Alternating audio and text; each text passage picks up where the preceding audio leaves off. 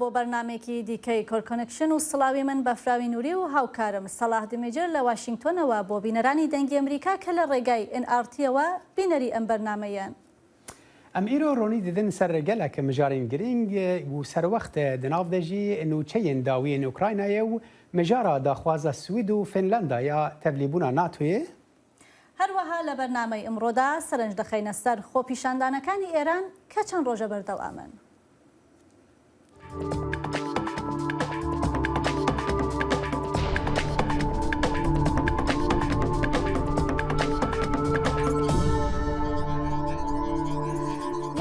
زەڵەنسکی سەرۆکی ئۆکرانیا ڕۆژی سێشەمە ڕایگەیان موشەکەکانی رووسیە ناوچەکانی لفیف و سومی و چرنەیڤیان بردومان کردووە. زەڵەنسکی لە وتارێکی ڤیدیۆیی درەنگانی شەو ڕایگەیان کە هێزەکانی رووسیا هەروەها ناوچەی لۆهانس لە ڕۆژهەڵاتی ئوکرانیایان بردومان کردووە. زەڵەنسکی گوتیشی رووسیا نەیتوانیوە بگاتە مەبەستی خۆی لە ناوچە زیان لێکەوتوەکاندا.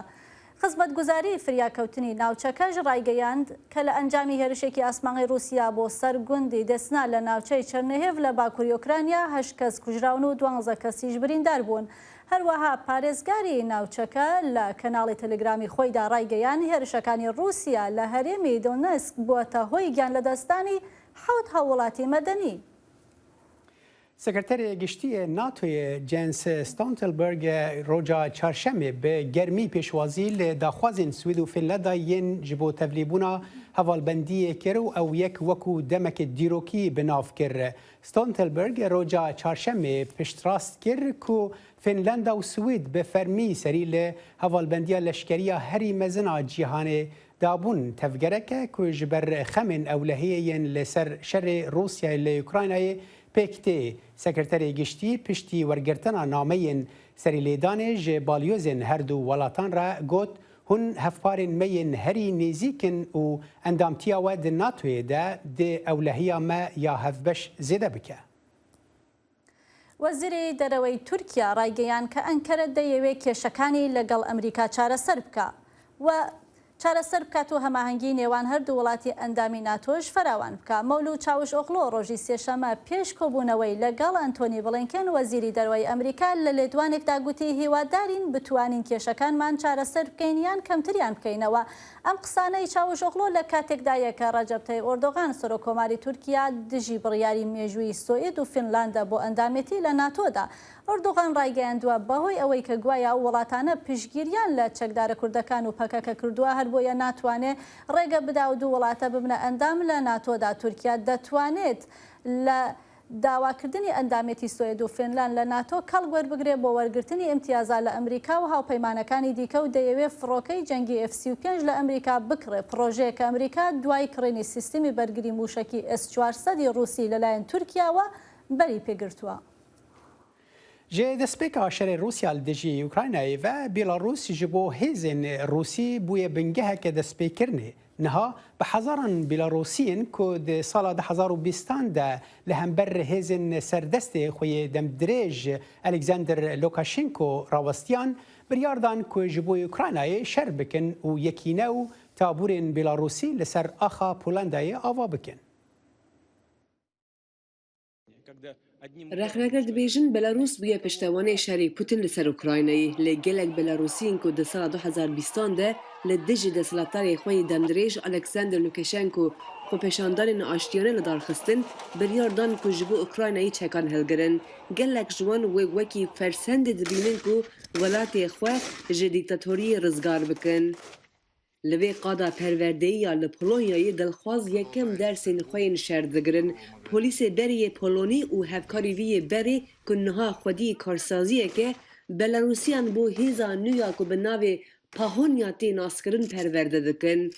Piştî hefteyek perverdehiya li Polonya dilxwaz ji bo ceribandinên bi mehan ya bihîstir têne veguhestin bingehek li Ukraynayê. Rêberê hêzê li bendeye ku her meh 40 kes qeyd bikin û ji bo ku hejmar bi domdarî zêde bibin. Ew Bêlarûsiyên pir bi biryarin. Tenê du armancên wan hene. Yek armanc ew e ku alîkariya birayên xwe birayên me yên li Ukraynayê bikin. Ji ber ku dijminekî me yê hevpar heye. Dilxwaz di biryarên xwe yên ceribandina perverdehiya şer de bi biryarin. اندری دبیجه که مالباتا وی لبلاروسیه و خواست که روی وی جبر سدمن اولهی نی نشاندان. It's not only the war of Ukraine. This is the war of all. نه تنها شر اوکراینه، اف شر تواهی جهان آزاد و بلاروسیا جی. جبر که بلاروسیا نزدیکی 30 سالانه دبن دیکتاتوریه ده. او جبو ما پر ایشه، جبو گل بلاروسی که براستی ام دخوازن آزاد ببن. او خونو ما پشتی تکچونا پوتین، تکچونا رژیما لوکاشینکویه. ام هیوی دارین که رژیما لوکاشینکو جی تک بچه. جبو کیرل که دمک برش بلاروسی درکت اف تکوشین لسر آزادی جی وی دست با لیکاری اوکرانیان کرد که آلاوین لشکری بکرن و دور فیلم کرد که وی شرک منزل لماله هیا که پشکری بکه.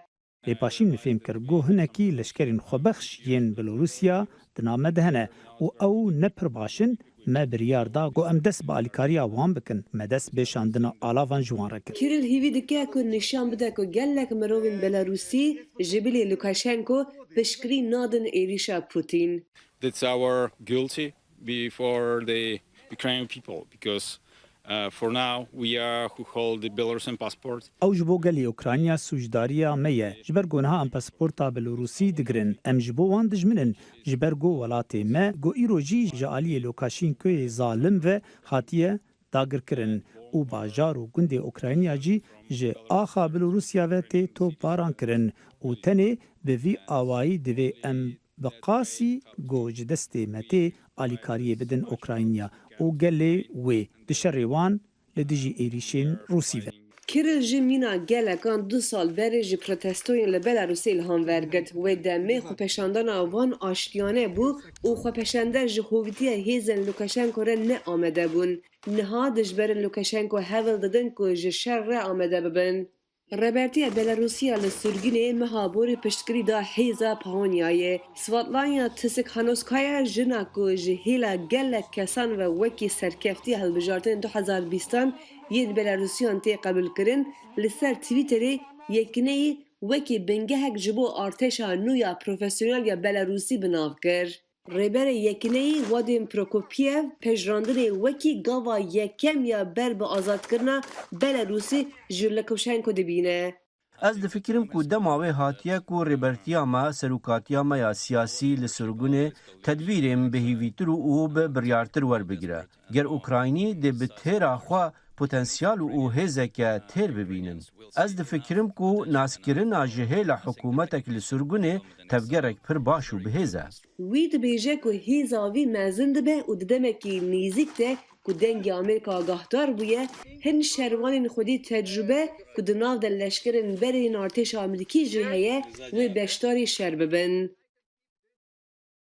روسیا راگاند که به صدان سربازان اوکراینی لباجار ماریوپول خو رادستی هزن وان کرن ده نوچه هری داوید جور جبو بهتر زانیاری لدور و مجاره نها هفکار من داخل شموج پیش کنگرس به مرایه دم باش داخل اویک چاوا بویه و گلو همی سربازان اوکراینی لور خو رادست کرنا یانجی هنک مانه بله صالح وقتی گویی که هلبت دنگو باسان جده دا بحثین دیکنو ویدیو جیاتن بلا وکرن چاوا کوان سربازن انهیزین اوکراینی خوارادستی روسیا کرنا جماروان هر یک صداصد جماروان نهاتی پشتراس کرن روسیا بلکو دی بیجا 694 یعنی حتی بترن جی اوکراینی نابجن او چندن لی دیارا وقتی جی گویی او تناس کرن بهیزین باتالیون آزوف کو دوی کارگاه پولا یا آزوفستال دابون دو خوارادستی روسیا کرن یعنی اوکراینی دی بیجن او قهرمانن و ارکیوان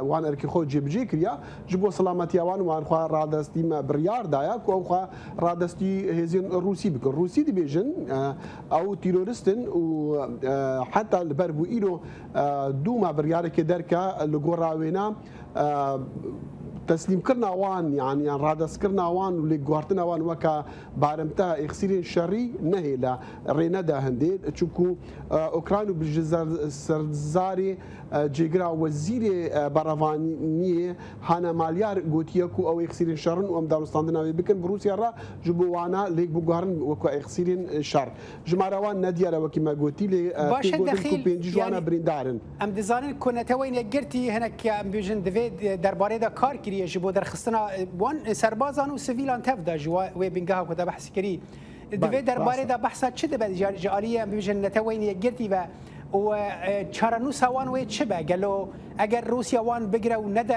اوکراینیان و چارنو سوان چه به دیارە داخواستێکردن و ئەو وەکە ئەخسیرین شەڕ بێنە لە گوهارتن لێ وەکتەژی گوتی نەتەوێنی گرتی ڕێخسی نەتەوێنی گرتی گەلکێ وەکو گوتی بەشدار بوو یان ڕۆڵ هەبووە ڕادەستکردناواندا و ڕێخستنین دیین مرۆڤانیین جیهانی ژرا لێ ئەو چ ڕێخستنن ئەو چاوانە لەکوی دەرێ چاوە بووە نائێگوتن لێ بدانوستاندنان ئەو بووە ئەو ڕادەستکردنا هێزین ئۆکرانی بدانوستاندن بوونە دنێڤبەرە ئۆکرانیا رووسیا و هەروەسا ڕێخستنی نفنەتەوەی وەکی مگوتی ینی دەستپێکا شەڕی ئەو هێز لەوەرێ مانە و وەکە خاڵە داویە بەرخۆدانە ئۆکرانیا بووە لۆما بوونمونە رووسیا دەبێژە ئەو تیرۆریستن و دوێن بێن دادگاهکردن لێ دیسان داخواست هەیە و دانوستاندن هەنەشکو بوو ئەو بێنە لێ گواردن و بێن تەسلیمکردن جارێکە دیش بۆ ئۆکرانیا چووکو ئەو وەکە قەهرەمان تێن دیتن ئۆکرانی دخوازە ئەو ڤاگەرن بەلێ باشە دەخیل وەرنە ئەمریکا ینی يعني پشتیان ببیژن پسندکردنا انجمن نونران و سیناتوی امریکا پاکیتا آلیکاریانا به نرخ 40 میلیارد دلار جبو اوکراینای گاوا به چیه؟ بله وەکیتە گوتی لە ڕۆژا دووشەمبێ قۆناغا داوی دی کۆنگرسی دا لە سیناتا بوو سیناتا ژی ئەو بڕیار پەسەند کرد بە 81 دەنگا بەرامبەر 11 دەنگێن دشک و هەموو ژی کۆماری بوون لێ نەها ئەو کۆنگرسی دەرکەتیە هەر کۆش کاسپی لەسەر مێزێ بایدن بێ هاتیە دانین دڤاند و ڕۆژاندا ڕەنگە دەبێژن کو شەمبووی یانێک شەمبوویدا ئەوەی ئیمزا بکە وێ ببە یاسا دەما ئەو بوو یاسا بوو قانون کۆش کاسپی دەرکەت هەموو ئاژانسین ئەمریکی بگرا ji پەندا کۆن وەزارەتە بەڕەوانی هەتا وەزارەتە خەزینەی هەتا وەزارەتە دەرڤە و ئاژانسە ئالیکاریین ئەمریکی وێ قانونی جێبجێ بکەن یعنی لە گۆڕاک و ئەم دەزانن و لە گۆڕاک و کۆش کاسپی دەرکەتنە 20 بلیار جوانە ببورە بەلی فەرموو خالة زلال بو داوالي برنت كم دم داوي بو دخيل الشموتش بيش كونغرسي مرة ويجالك سباس رجب طيب أردوغان سروكي تركيا رخنا لداوي اندامبوني سويد و فنلاند دقري لناتو داو قوتي اوانا پشگيري ترور دكنو دجي تركيا كاردكنو انداميتيان لناتو جيغي قبول كردن نيا للايكي ديكا شوا اوپوزيسيون يولاتا راي جوازيان لسرم پرساهيا زانیاری زۆرتر لەسەرم بابەتە لە راپۆرتێکی ئەیوب دیمیر پەیامێری دەنگی ئەمریکا لە ئەنکەرەوە دەبینین. تورکیە bi tundî dijî endamtiya Swêd û Finlandiyayê ya ji bo NATOyê derdikeve. Li ber vê jî li Swêd û Finlandiyayê nûnerên paye bilind wê werin Tirkiye û di nav vê heftê da li gel rayedarên Tirkiye hevdîtinan durust bikin. Serokkomarê Tirkiye Recep Tayyip Erdoğan him li ser endamtiya Swêd û Finlandiyayê û him jî li ser hatina nûnerên wan her du dewletan sekinî û got. Ew ê bên gelo dixwazin neqîna bikin, bila li qusirê mêze nekin, hiç xwe newestînin, yên ku li ser Tirkiye kirdarî durust dikin, em ê jî ji endamtiya wan ya NATOya ra nebên belê. Ji bo endamtiya Swêd û Finlandiyayê opozisyona Tirkiye li gorî desthilatiyê cuda temaşe dike. Parlamenterê HDP ji dengê Amerîkayê ra qise kirin nêrînên xwe wiha anîn ziman. Finlandiya ve İsveç hükümetleri Finlanda û Swîd du welatên demokratîkên pêşkevtîne û ji ber vê yekê giringiyê didine mafên demokratîk. Ji bo endametiya van her du dewletan dijayetiya Tirkiye li ser pirsa Kurda ye. Tirkiye naxwaze çi dewletek mafên Kurdan pêş bixe. Li Japonê li ser zimanê Kurdî gavek hate haveştin desaladariya Tirkiye dijî vê yekê jî derkeft. Ev siyaseta Tirkiyeyê bi tevahî xelete û em napecirînin. Çapemeniya Tirkiye yên ku li layenên hikûmetê ne bi tevahî gotar û nûçeyan da daxuyaniyên Serokkomarê Tirkiye Erdoğan pesend dikin. Lê yên ku di vê xetê da nînin li hemberî van endamtiyan bêdengin an jî helwesta desthilatiyê rexne dikin. Di vî warî da parlamenterê AKP yê berê yê Agiriyê vê yekê hinekê cuda şîrove dike û nêrînê xwe wiha vedibêje. Dewletên İskandinav, Finlandiya û Swîdênê ku bibin endamên NATOyê. Ji ber wî hemû sat dizanin ku dewletên اسکاندیناو به عالی رفاه به عالی دموکراسی به عالی آزادی به تن نسکرن هیزی وان اسکری به هیزی اسکری نه نسکرن جبوی وی هبون آوانا دن ناتوی دا کتن آوانا دن ناتوی دا بلکی جعالی دموکراسی با جعالی رفاه با بلکی فایده وان چه به گله ترکیه هرچقاس به اندامتیا وان هر دو دولتان سوئد و فنلاندای آگاهدار بنجی لی هلوستا ترکیه یاد درحقه وان هر دو دولتان دا دمجارا وان دا جی ناگره دجی سیاستا در زدتر سیاستا هندر اوان بیتر علاقه دردکه ev yekşi qayrana abori ya Türkiye'ye. Eyüp Demir, Denge Amerika, Ankara. ده دمکی دا کو فنلندا و سویده با آواکی فرمی خواستن تفلی ناتوی بن وزیرین دروین امریکا و ترکیه رو ل نیویورک هفدیتنه که لدار دخن جبو نوچه داوید و درباره دا نها هفکارین من اوزلم یاساک جه ناوندا نوچهان یا دنگ امریکای بمرایو جه ترکیه پیمنیر ما ایوب دمیر جه انقره بمرایه دم باش جو هر دو راجی اوزلم نوچه داوی لجمت چنه؟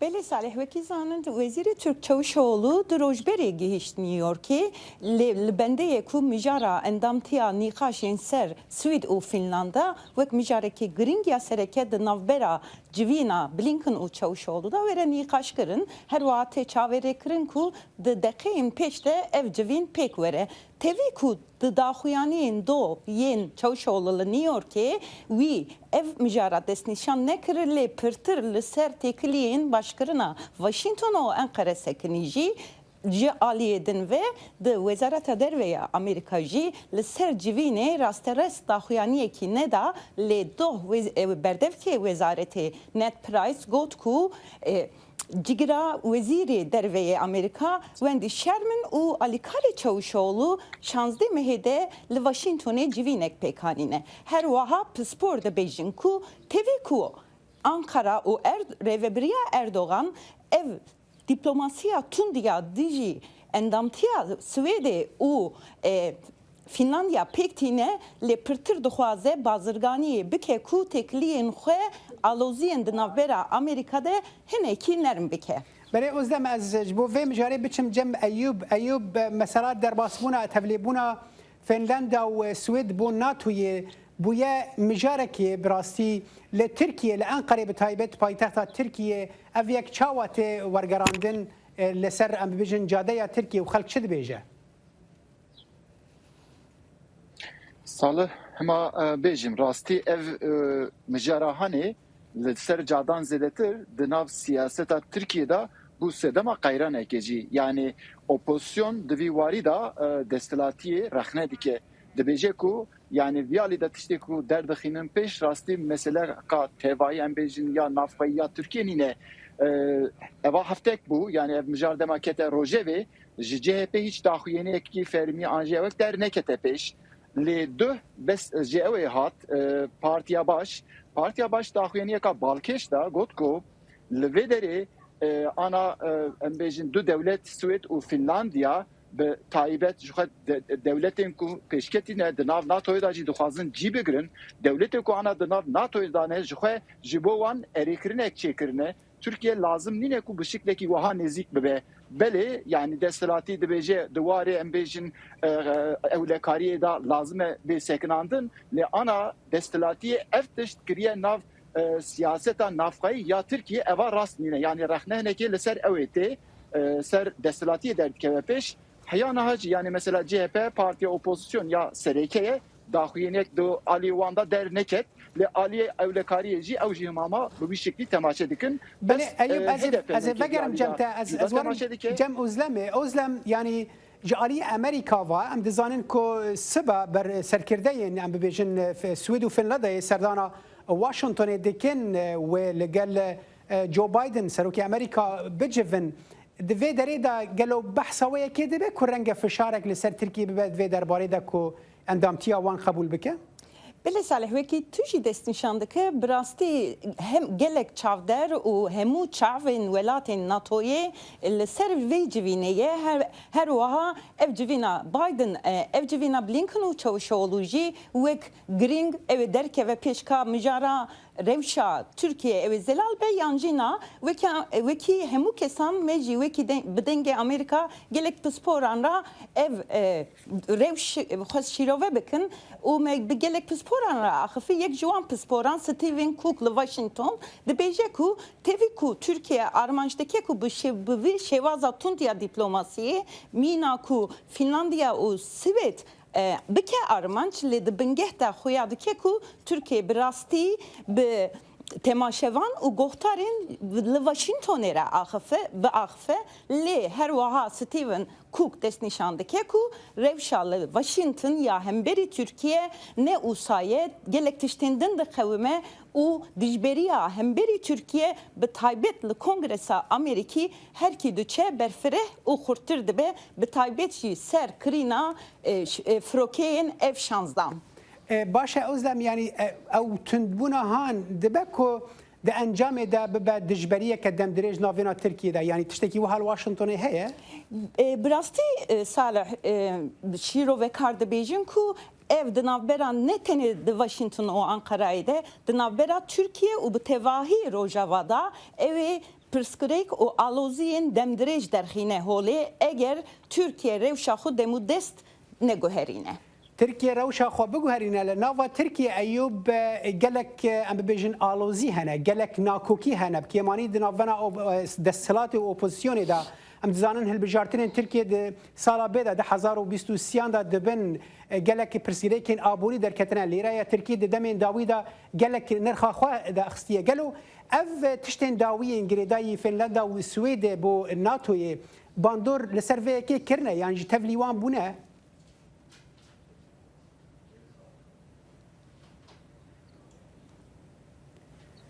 أيوب برسام اشتبو دنجي مجيش تتا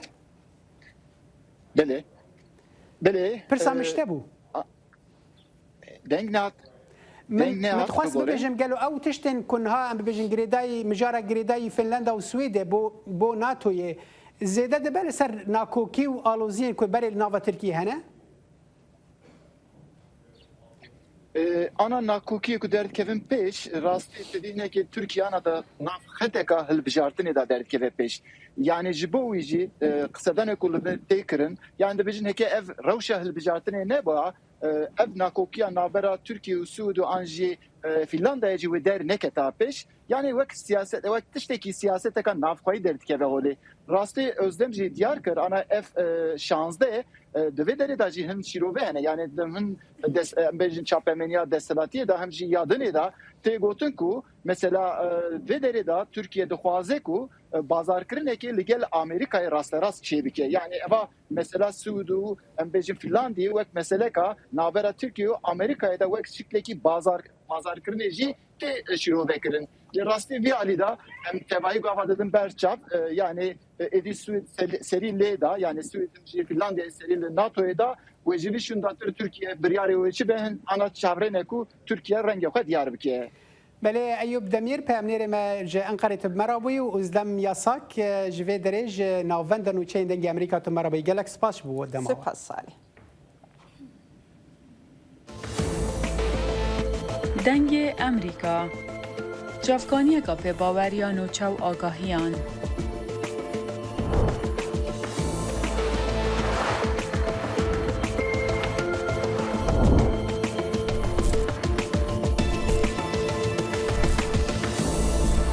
برای مالپر و پلاتفورم میدیا جواکیا دنگ امریکا بالا خوب دم پزانین و نوچین جیهانه ناڕەزاییە جەماوەریەکانی ئێران 11 ڕۆژە درێژەی هەیە و پێدەچێت زیاتریش پەرەپسێرن. لە چەند ڕۆژی ڕابردووەوە بەهۆی فشارە سیاسیەکان و گرانی و کەمی کاڵاسەرەکیەکان لە ئێران خۆ پیشاندانی سنفی و سیاسی دەستی پێکردووە. دوایین هەواڵەکان باس لەوە دەکەن کە خەڵکی شاری گولپایەگان لە پارێزگای ئەسفەهان ڕۆیشتونەتە شەقامەکان و لە دژی بەرپرسانی حکوومەت دروشمیان هەڵداوە و داوایان لە خەڵکی شارەکانی دیکە ئێرانیش کردووە کە بەردەوام بن لە ناڕەزایی دەربڕین لە دژی حکوومەت. هەروەها هەواڵەکان باز لە پێکدادانەکانی نێوان خەڵک و هێزە ئەمنیەکان دەکەن لە پارێزگای لۆڕستان. راپۆرتە پشتڕاست نەکراوەکانیش ئاماژە بەوە دەکەن کە لە ماوەی 10 ڕۆژی ڕابردوودا بەلایەنی کەمەوە 5 کەس کوژراون و ژمارێکی زۆریش لە خۆپیشاندەران لە ناوچە جیاوازەکانی ئێران دەست بەسەر کراون. بۆ دوایین زانیاریەکان لەسەر ژمارەی کوژرا و دەست بەسەربووان و هەروەها پەرەسەندنی خۆپیشاندانەکان لەگەڵ ئەمارگوڵی ڕۆژنامەوان لە ئەڵمانیاوە گفتوگۆ دەکەم. کاک ئەمار سەرەڕای سڵاو و دەستخۆشیم بۆ بەشداریتان لەم گفتوگۆیەدا. ئەگەر بکرێت سەرەتا دەمەوێت بزانم ئاستوگەشەی خۆپیشاندانەکان لەکوێدایە، ئایا هیچ یەک لە ناوچە کوردنشینەکانی گرتووەتەوە یان نا؟ زۆر سپاس، منیش سڵاوم هەیە بۆ بینەرانی هێژای دەنگی ئەمریکا. لە ڕاستیدا ناوچە کوردنشینەکان هێشتا بەو شێوازە کە ئێمە لە ناوچەکانی لۆڕنشین بە تایبەتی پارێزگای لۆڕستان، کۆکیلوێ و بۆ ڕەحمەد و یاسووج و بەشێک لە پارێزگای خوزستان و ئەسفەهان بینین هێشتا بەشدار نەبوون لەم خۆپیشاندانانە یا لەم شەپۆلەی دواییەی ناڕزایەتیەکان. بەڵام بە گشتی وا پێدەچێت کە لە ڕۆژانی داهاتوو ئەگەر بێت و خۆپیشاندانەکان ناڕزایەتیەکان بەردەوام بن، ناوچەکانی کوردستان ڕۆژهەڵاتی کوردستانیش بگرێتەوە. خۆ کارەکەش ئەوەیە کە ڕێژەی هەڵاوسان و ڕێژەی گرانبوونی شتومەکی پێویستی خواردن لە هەموو ئێران و بەتایبەت لە ڕۆژهەڵاتی کوردستان لە ڕادەبەدەر گران بووە و بەشێک لە خەڵکی ڕۆژهەڵاتی کوردستان و ئێران ئێستا دەستیان کردو بەوەی کە تەحریم بکەن کڕینی ئەو شتانەی کە گران بووە بەتایبەت مریشک و ئەو بەرهەمانەیە کە لە شیرەمەنی بەدەستێت و تەنانەت ڕۆنیش. بەڵام هێشتا ئێمە ناڕزایەتی کەوتۆ نبینین لە ڕۆژهەڵاتی کوردستانەوەکو لەسەر شقام. باشە کاک ئەمار، زانیاریەکان لەسەر ژمارەی کوژرا و بریندار بوو دەست بەسەربووەکان چییە؟ هیچ ئامارێک با بڵێم ڕاگەیەنراوە یا لەبەردەستا هەیە سەبارەت بەوە؟ بە فەرمی هیچ ئامارێکی ڕانەگەیاند ئێران، تەنیا ئەوە نەبێت کە یەکێک لە پارلەمانتارەکانی پارلەمانی ئێران پشتڕاستی کردوێتەوە یەکێک لە خۆپیشاندەران لە پارێزگای خوزستان گیانی لەدەستاوە. بەڵام ئامارە نافەرمیەکان پێمان ئەڵێن کە تا ئێستا لانی کەم 10 خۆپیشاندەر گیانیان لەدەستاوە.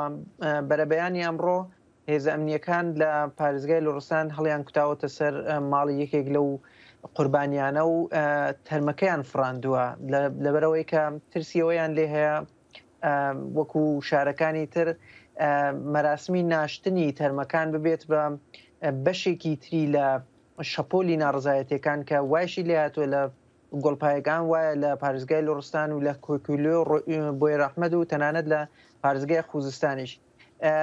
ئەگەری ئەوە هەیە کە قوربانیەکان زۆر لەوەی کە ئێستا ئێمە لە بەردەستمەوە ئامارە لە بەردەستمانە زۆرتر بێ و جیا لەوەیش ئەگەریەوە هەیە کە سەرڕای ئەو توندوتیژیانە سەرڕای ڕێژەیەکی زۆری هێزە ئەمنیەکان لەسەر شەقامەکانی ئێران و ڕۆژهەڵاتی کوردستان ناڕزایەتەکان پەرە بستێنێ لەبەرەوەی کە ڕێژەی گرانی و تەنانەت لە تەنیشتی گرانبوونی شتومەک بێئاوی هەیە، وشکە ساڵی هەیە و تەنانەت ناکۆکی سیاسیەکی زۆر قوڵ لەو ناوچانە هەیە بە تایبەتی لە ناوچە لۆڕنشینەکان. بۆیە احتمالی هەیە خۆپیشاندانەکان بەرفراوانتر بێت و بکێشێتە ناوەندی پارێزگاکان و تەنانەت شارە گەورەکانیش. کاک ئەمار، وەک دەزانی وەزیری دەرەوەی ئەمریکا 2 ڕۆژ پێش ئێستا پشگیری ئەمریکای بۆ خۆپیشاندانی ئاشتیانەی خەڵکی ئێران ڕاگەیان. وەزیری دەرەوەی ئێرانیش لە وەڵامدا پشگیریەکەی نێتپرایسی بە دڵخۆشبوونی ئەمریکا ناودێر کردووە و گوتی ئەو دڵخۆشبوونەی ئەمریکا پیشاندەری ئەوەیە کە ئەوان دڵخۆش نییەن لە پلانەکانی بەڕێوەبەرایەتی ڕئیسی بۆ بە قەڵی خۆیان بە مردمیکردنی بواری ئابووری و گوتی ئیبراهیمی ڕئیسی لە ڕێگای جیاکردنەوەی ئابووری ئێران لە دۆلار بەنیازە پارێزبندی ئابووری ئێران با بڵێن جۆرێک بە شێوەیەک لە شێوەکان دروست بکە. ئەو پلانانەی حکوومەت باسییان لێوەدەکان تاوەکو ئیستا چەند توانیوێتی دۆخی خەڵک باشتر بکە یان هیچ کاریگەری هەبووە پلانەکانی؟ بە پێچەوانەوە کاریگەری نەبووە لەبەرەوەی کە دەوڵەتی کۆماری ئیسلامی ئێستا خەریکی نێۆلیبرالیزەکردنی ئابووری وڵاتە بە جۆرێک ئەو شتانەی کە پێشتر بە یارمەتی دەوڵەت کەسانی ئەو چینانەی کەم دەرامەتی نێو کۆمەلگای ئەتوانی دەستیان بگات بە هەندێک کاڵای تایبەت و پێویستی ڕۆژانە ئێستا ئەو یارمەتیانەی دەوڵەت لەسەری نەماوە و نرخەکەیان سێقات چوارقات بەرز بووەتەوە. ئەم بەجۆ بەقۆڵی کاربەدەستانی ئێران ئەم نەشتەرگەریە ئابوووریە کە کراوە تەنیا بەرژەوەندی هەندێک چینی تایبەت ئەو کەسانەی کە دەستیان نەگاتە هەرەمەکانی سەرەوەی دەوڵەت و دەسەڵات بۆ ئەوان لە بەرژەوەندی ئەواندا بووە لە بەرژەوەندی کۆمەڵانی خەڵکی هەژار و فەقیرەوانەی کە لە شارە چووکەکانن لەو ناوچانن کە کەمترین دەرامەتیان هەیە کەمترین ئیمکاناتی ژێرخانی ئابووریان هەیە هیچ بەشداری ئەو بەرژەوەندیان نابن هیچ سوودێک نبینین لەوانە کەواتە ئەو نەشتەرگەریە ئابووریە کە کراوە لە ئێران بە پێچەوانەی بانگەشەکەی کۆماری ئیسلامی ئێران و دەسەڵاتدارانی ئێران بووەتە هۆکاری سەرەکی ناڕزایەتیەکان بووەتە هۆکاری کێشە و گرفتی زۆر نەتەنیا لە بواری ئابووریە لە بواری تەنانەت ئەمنیەتی ڕۆژانەی خەڵکی هەژار فەقیرە و چینە ژێردەسانێک کە لە ئێرانە ئێستا ئەبینین هاتوونەتە سەر شەقامەکان. باشە کاگەمار باسی لێدوانەکەی نتپرایز وتە بێژی با بڵێن وەزارەتی دەرەوەی ئەمریکامان کرد. کاردانەوە نێودەوڵەتیەکانی دیکە چی بوون بەرامبەر بە ناڕەزایەتیەکان تاوەکو ئێستا؟ لە ڕاستیدا کاردانەوەی نێودەوڵەتی زۆر کەمە بەنسبەت جارانەوە هۆکارەکەش یەگەڕێتەوە بۆ ئەوەی کە ئێستا کۆماری ئیسلامی ئێران لەگەڵ وڵاتانی 5-1 لە دانووسان لەسەر مەسلەی ناوکوی ئێران و ئەیانەوەی بە هەر شێوازێک بووە ئێران بکێشنە سەر مێزی دانووسان و ئەو بە جۆرێک ئەو ڕێکەوتنێکی پێ ئیمزا بکەن لەبەرەوە نە یەکێتی ئوروپا بەو شێوازەی کە پێشتر کاردانەوەی ئەبوو بەنسبەت ناڕزایەتەکان لە ناوخۆی ئێران بەنسبەتی ئەو گەنگەشە سیاسیانەکە لە ئێران ڕوویەدا نا ویلایەتە یەکگرتووەکانی ئەمریکا بەو شێوازە هاتووتە سەرخەت و پشتگیری لانیکەم لە ڕووی میدیاییەوە لەو خەڵکەی چین و ئەو خەڵکەی کاتونە سەر شەقام کردووە بۆیە کاردانەوەی نێودەوڵەتی لە ئاستێکی زۆر کەمە و من بڕوان ناکەم لە ڕۆژانی داهاتوویشە ئاستەکەی زۆر بەرز بێتەوە تەنانەت ئەگەر کوشت و کوشتارێکی زۆر وەکو ئەوەی کە لە ساڵی 2019 بینیمان ڕوو بدات. بەڵێ زۆر سپاسم بۆ ئەمارگوڵی ڕۆژنامەوان کە لە ئەڵمانیاوە لەگەڵماندا بوو. زۆر سپاس بۆیەوەش. بەڵێ ساڵح با بگەڕێنەوە بۆ لای هەواڵە نێوخۆی و نێودەوڵەتیەکانی ئەمریکا پێم وابێ راپۆرتێکی بەفراو مەگەلک مژارین گرنگجی هینمانە ئەو ناواندا ژی ڕەوشانە خۆشخانەیەن ئەمریکا هەلبژارتنین کونهال ئەمریکای دبن ئەمێ وانژی ڕۆمال بکەن لێ پشتی ناوەرێکیان بەدیگەر. دەنگی ئەمریکا سەرچاوەی متمانە پێکراوی هەواڵ و زانیاری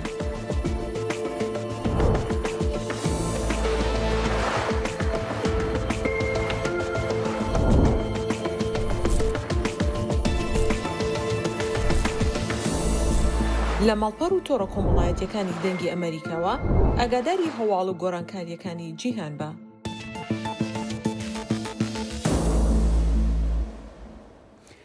بريسازي دلو نافدار تلفزيونية بنافدار محمد أوز وريفبري صندوق هج ديفيد مكورميك لولاية بنسلفانيا جبو كانديد كرنا كوماريان يا سيناتو يا أمريكا دي بيشبازية كبيش وقتنا هر دوانجي دي چافديريا شفاه البجارتني دا قوت أو روجا چارشمي لبندا جمارتنا دنگام بن حتاكو سركفتيك ديار ببا پیشبازیا لدیجی کاندید دموکرات جان فترمن ده پیشبینی کردن که ده هلبجارتن گشتین پاییزه ده ناو پیشبازین هری تندن ولیده به ده درباره نامزدن پاریزگاری ده دوزگر گشتی پنسیلوانیا جاش شاپیرو ده هلبجارتن سرطایی دموکرات ده به سرکت و ده جه حاکم تام والف بگره.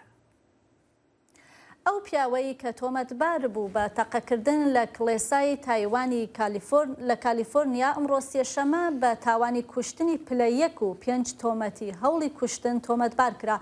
داواکاری گشتی ناوچەی ئۆرنج کاونتی ڕایگەیان کە دەیڤید چۆی تەمەن 68 ساڵ کە خەڵکی لاس ڤێگاسە بەهۆی بەنیازبوونی کوشتن و بەکارهێنانی چەک پێدەچێت ڕوبەڕووی سزای قورس ببێتەوە. دەسەڵاتداران ڕایانگەیاندووە چۆ هاوڵاتیەکی ئەمریکیە کە لە تایوان گەورە بووە و پاڵنەرەکەشی بۆ ئەو کارە ڕق و کینەی لە خەڵکی تایوان بووە. پشتی سەردانا بۆفەلۆ لە نیویۆرکێ ڕۆژە سێشەمێک کە بە ماڵباتێن قوربانیên گۆلەبارانê راکۆن بوو سەرۆکی ئەمریکا جۆ بایدن لە کۆشکا سپی شیرەت لە خەلکێ کرد کە تشتێ وی بە هێرس وەکو ژەهرا سەروەریە سپی بناف کرد رد بکن. بایدن د پیرۆزکردنا مەها میراتەیên ئاسیایی yên ئەمریکی هەوایی و گراڤا پەسیفیک de got divê em netenê li ser wê yekê biaxivin û em ê çawa dawî lê nefretê bînin lê kîberpirsiyariya afirandina wê ye. Biden got divê welat derewa tewriya veguhestinê ya nijadperest red bike. Tewriya veguhestinê îdeolojiyeke nijadperest e ku iddia dike mirovên spî û bandora wan bi mebest ji hêla kesên reş ve biriya koçberiyê û rêjeya ji dayîkbûnê bilind têne guhertin. Cîgira serok Kamala Harris got ku divê xelk di şerê li dijî nijadperestiyê de bêdeng nemîne. ئەنتۆنی بڵینکن وەزیری دەرەوەی ئەمریکا ڕۆژی سێشەمە لە واشنگتۆن لەگەڵ ئەحمەد ئەوزبن موبارەک وەزیری دەرەوەی یەمەن کۆبوویەوە. کۆبوونەوەکەی ئەو دوو وەزیرە تەنها چەند ڕۆژێک دوای ئەوە هات کە یەکەم گەشتی بازرگانی لە ماوەی 6 ساڵی ڕابردوودا لە پایتەختی یەمەنەوە بۆ پایتەختی ئۆردۆن ئەنجام درا. گەشتەکە بەشێک بوو لە ڕێکەوتنی ئاگربەستێکی 6 ڕۆژە کە بە نێوەنگیری نەتەوە یەکگرتوەکان لە نێوان حکوومەت و چەکدارانی حوسی سەر بە ئێران هاتووەتە ئاراوە. ئاگربەستەکە کە لە دوی مانگی 4ەوە دەستی پێکردووە یەکەم ئاگربەستی وڵاتی یەمەنە لە ماوەی 6 ساڵی ڕابردوودا. بڵینکن لە کۆبوونەوەکەدا گوتی ئەمە ساتێک و دەرفەتێکی ڕاستەقینە و گرنگە بۆ یەمەن و گەلەکەی و گوتیشی دوای ئەو هەموو ساڵە لە شەڕ و ململانێ و ئازار دەرفەتێک بۆ ئاشتی ڕەخساوە کە هیوادارین هەموو یەمەنیەکان کەڵکی لێوەربگرن. لە پرسینێکە پێنتاگۆنەیە ساڵە 2019 لە دۆر عێریشێکە عەزمانیە لەشکەری لە سووریە کۆ ئەنجامێدا بە دەهان کەس هاتن کوشتن دناو دەژی ژن و زارۆک ڕاگەهاند کۆ لەشکەران یاسەیەن شەر بن پێ نەکردنە و بە مەبەست نەبوونە سەدەما کوشتنە سڤیلان. پێنتاگۆنێ ڕۆژە سێشەمێ گوت کۆ ئەنجاما لێدانێدا تی کەس دناو دەژی فەرماندارێ هێزن بەژایی نەهاتن جەزاکردن. لێبەرێ وەزیرێ بەرەوانیە لۆید ئۆستن کۆ مژدارە بوریدا فەرماندا پێداچوونە عێریشە عەزمانی پشتی راپۆرتا لەسەر بویەرێ ji hêla New York Times da got ku ew ji kêmasiyên di rêvebirina vekolînaya destpêkê de xemgîn bûye. Austin got vekolîna destpêkê dereng ma û bû sedema derengragihandina qurbaniyên sivîl ji Kongresê û ji gel re. زایڵی داهێنان بەرنامەیەکی فەرهەنگی و هونەری بەشی کوردی دەنگی ئەمریکایە. من ئاسۆ جەبار لە واشنگتن دیسیەوە هەردوو هەفتە جارێ دەبمە میوانی ماڵەکانتان لەگەڵمان.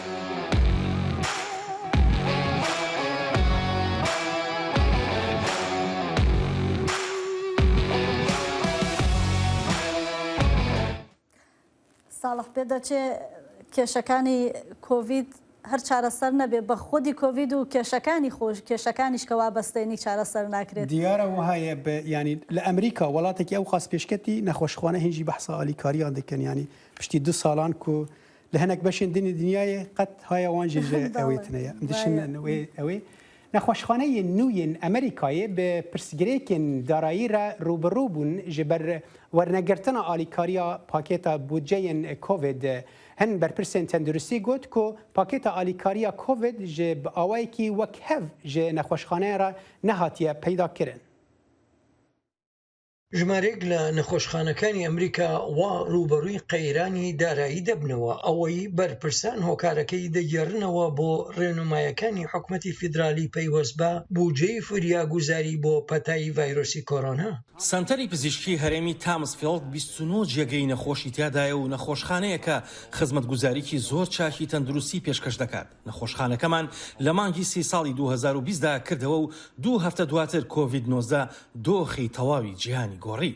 سێ نەخۆشخانە لە ئەلاباما و کەنساس و هەروەها لە نیومەکسیکۆ دەڵێن ئەوان بە هێندی نەخۆشخانەکانی دیکە یارمەتی وەرناگرن لەبەر ئەوەی ئەم سێ نەخۆشخانەیە هێندە نوێن هەر بۆیە ناتوانن زیانی دارایی بەر لە پەتاکە بسەلمێنن. ئێمە تەنها سێ نەخۆشخانە بووین لە کۆی 6,100 نەخۆشخانە لە ویلایەتە یەکگرتووەکانی ئەمریکا کە لە سەروبەندی کۆڤید-19دا کراوە بووین. لە سەرەتادا ئێمە هیچ بودجەیەکی فریاگوزاریمان پێنەدرا لەلایەن ئەوانەی بودجەی هاوکاری کۆڤیدیان دابین دەکرد.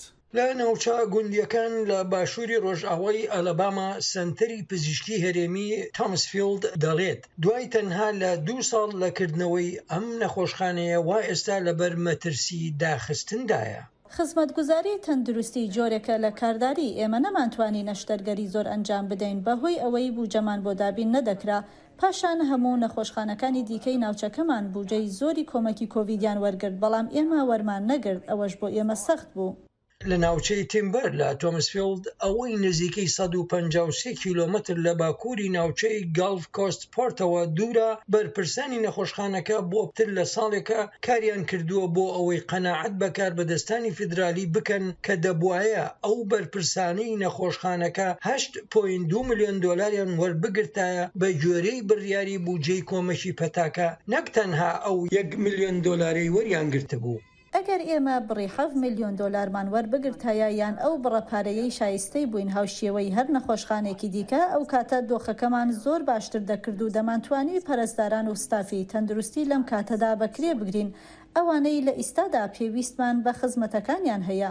کارمەندانی تەندروستی هەوڵ دەدەن پاشەکەوتی پارە بکەن ئەوەش لەڕێی کەمکردنەوەی کەرەستە و ئامێری تەندروستیەوە. کاربەدەستانی تەندروستی فیدرالی دەڵێن هەرسێ نەخۆشخانەکە بڕی بودجەی بڕیاری کۆمەکی تەندروستی کۆڤیدیان وەرگرتووە و دەشێن هیچ نەخۆشخانەیەک قەرەبووی سەرجەم زیانەکانی لیان کەوتووە ناکرێنەوە.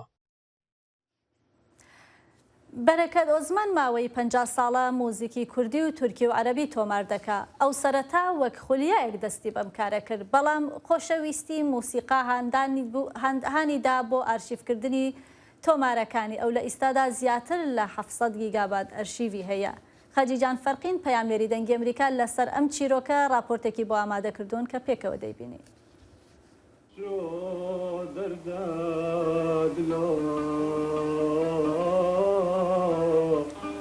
دەنگ و موزیکە خۆش لەسەر هەر مرۆڤی باندۆرچێتگەلێ تۆمارکردنا بە حەزاران ئالبوم و دیجیتالکردناوە نەکارێکی سانەیە.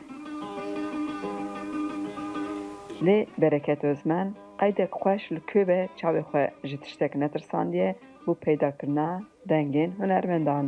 Ew 5 salin kasetên hunermendan kom dike û wan dijital dike û li gorî wê jî di mala xwe de teknîka xwe ava kiriye.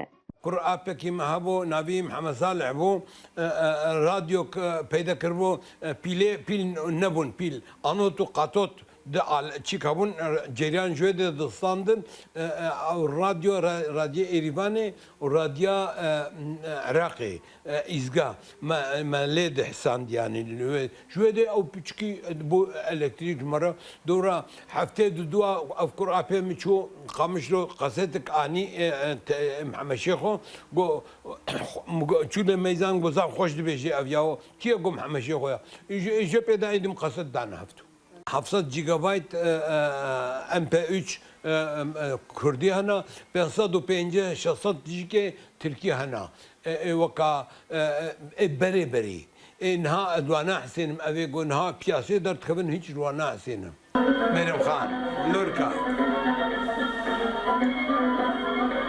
دەستێکی دا ئالبومێک کێمنار ئین هونەرمەندên دەنگخۆش هەبێ ku navê Bereket Osman bihîstin texsîl nakin jê radişînin Kurdî, Tirkî, Erebî nihav hezaran stran arşîva wî de hene ku hemiyan jî li gorî xwe dîstek çêkiriye. Ew eslê xwe de endeziyarê avayî saziyê ye.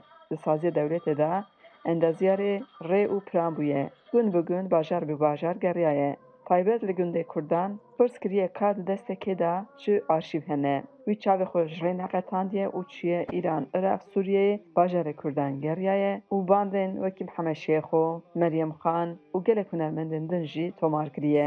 Ya pişî hom qeset peyda kir esên vana tavêj me dijîtal dikime bilgîşeyarê da waqay dikim. Qesetê Mihemed Şêx û ê Meryem Xan û Mihemed Arif dest pê kiriye nûjen serî heta binyedrûnim qeyd dikim. Li Duhok û Zaxoyê dostaniyên başî çêkiriye bi mirovên wekî xwe xwedan arşîvên muzîkê ne. Duhokê radya Duhokê li wê yek heye li ser arşîvê qeset meset hemû cem wîna. Ez çim hardîska xwe dibim hardîsk. Hemû bilgîserê çikê min tê de ne. Hemû ez dibê ji te re arkadaş. Çi dixwaze jî vir bibe. Zanê ama tişik cem tahabê jî kê bide me. Deme, ajit deme da. Bavê mêvan heye li Zaxo. Ew jî kê kurekî wî heye. Wextê ku ez çim ez hardîska xwe dime wî jî kê ez bê kişte re çi dixwaze bigere. Çi dixwaze tê de heye ji xwe re bibe tiştan jî kê ji min re bavê jî da. Tavê jê hardîska me. Erê. Niha ji 700 gîgabaytê zêdetir arşîv di destê wî de heye û kî bixwaze li wan bilav dike. Ev müzik دقنا جي نبيه ماج تورني مرة بمين يعني بمين سروي الدنيا يعني ابن غنضة نبن فموسيقى تهم تعرفش ما في يوتيوب فيسبوك هم تعرفش ما وجهك يقول خوازي جيك فلاش ملاش وتاني ازواد دم واجيك برا بلا ببن يعني برا بلا ببن غنضة نبن غنضة نبن نا دم هركسي يا زني از مثلا تلفزيون خبر مباراه سنتين فيدي لايقو ازهات ما جماعات كذا الفيدي عبد توبلانتي صالونيه زاني تبقى توبلان الفيدي ام توب بنام شخور صحبتي تكن يعني جي في دنگ بيجي تشما جي في دنگ بيجي في دنگ بيجي تشما جنب كي تخازم الوقت قرب الوقت سينم اري اري من الدنيا خوي وعيني ولا قو نولو بنا بلكي زمربانه زوج كي زمربانه اما ناس حتى ميجي ما شاء الله باشم يعني وەکە خێرخوازێ بەلاوکردنا موزیکا خۆشە دەبێژە بلا دەنگێ خۆش di nav civakê de belav bibe li ciwanan jî şîretan dike daku bila goh bidin kilamên dengbêjiyê û hay ji çand û dîrok û hunera xwe hebin. Hacı Can Faqîn, Dengê Amerîka, Diyarbekir. Li gorî raporeke nû ya komek navnetewiya zanyar û çalakvanên jîngehê kwalîteya hewayê ya xirab û madeyên kîmawiyên jehrîn alîkarên serekene di tendurustiya belengaz da digel pîsbûna ku di encamê de 9 milyon kes di sala 2019 de mirine. Lêkolîna ku balê dikişîne ser salekê beriya pandemiyê dibêje qirêjî ajokera herî mezina mirin û nexweşiyê ye ku ji hêla faktorên hawîrdorê ve têne çêkirin. Li gorî lêkolînê qirêjiya hewayê dibe sedema 75% ji wan 9 milyon mirinan. ئەستێرەکانی سینەما لە کاتی چوونەژوورەوەیان بۆ دەستپێکردنی فستیواڵی فیلمیکەن کە حەفتەی ئەم مانگە دەستی پێکرد بینەری وتارێکی سەرۆکی ئوکرانیا ڤڵۆدیمیر زەڵەنسکی بوون کە بە بۆنەی دەستپێکی فستیواڵەکەوە بە شێوەی مەجازی پێشکەشی کردبوو. زەڵەنسکی لە وتارێکدا داوای کرد جیهانی سینەما دژی جەنگ قسە بکە. زەڵەنسکی ئاماژەی بە تەنزەکەی چارلی چاپلین کرد لەسەر هیتلر لە سەرەتای جەنگی جیهانی دووهەم لە ساڵی 1939 گوتی پێویستمان بە چارلی چاپلینێکی نوێ هەیە بۆ ئەوەی بیسەلمێنین کە ئەمڕۆ سینەما بێدەنگ نییە. سەرکردەیە کوریا باکوور کیم جۆنگ ئۆن گوت خەمساریە کاربەدەستên دەولەتê rewşa Covid'a welêt xirabtir kir di demekêda ku hejmara dozên naskirî ji 1.7 milyonî derbas bû li gor medyaya dewletê ku roja çarşemê ragihand. Welatên avokî hefteya borî yekem dozên vîrosa koronayê ragihand û curaya Omikron bûye nîşana têkçûna dorpêçkirina du salan ya ji destpêka pandemiyê ve hatî domandin. Kim di civîneka partiya desthilatdar de got roja sêşemê di şiyana dewletê de ji bo rûberûbûna qeyranê têknegihiştinek heye û helwesta nerînî sistbûn û neçalakiya rayedarên serekeyên dewletê heye.